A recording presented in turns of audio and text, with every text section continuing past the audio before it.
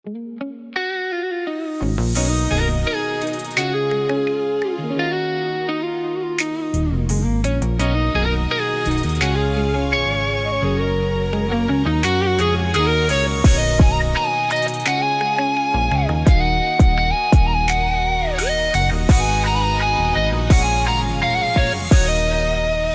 នគម្រោងជាច្រើនដែលយើងបានរៀបចំសាងគ្រួសារដ៏ធំនៅថ្ងៃអនាគតតែងអង្គុយក្បែរគ្នាមើលផ្កាយ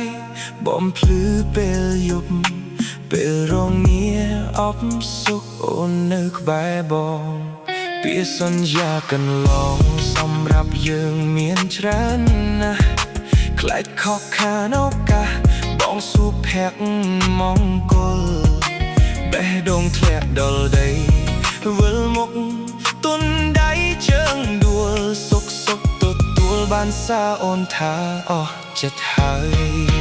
ហាមិនមែនការពិតមើលទៅដោយសំតែងកុំរាប់រងតែម្នាក់ឯងប្រាប់បងមកត្រង់លាក់ទុកលំបាវឲ្យខ្លាំងនិយាយមកអូនអើយក្រែងថាសុខទុក្ខ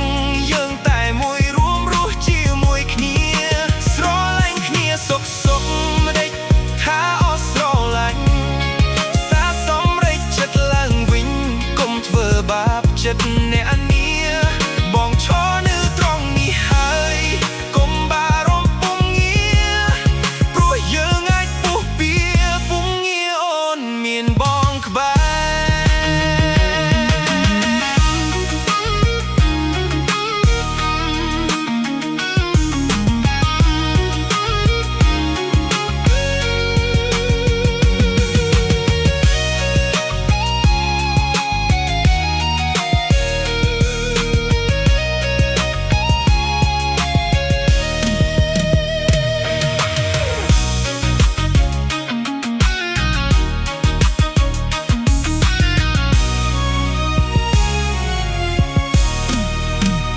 សន្យាកន្លងសម្រាប់យើងមានច្រើនណាស់